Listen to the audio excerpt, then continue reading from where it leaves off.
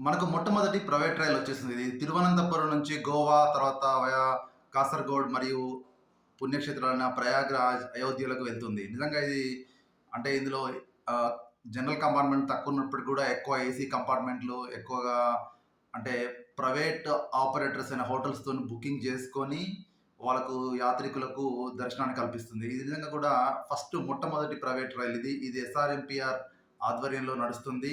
అదొక ప్రైవేట్ రైలు సంస్థ. వేచి చూద్దాం మరి మనకు మున్ముందు ఎన్ని ప్రైవేట్ రైల్స్ వస్తాయో, ఏ విధంగా రైల్వే ప్రైవేటీకరించుతుందో వేచి చూడాల్సిందే.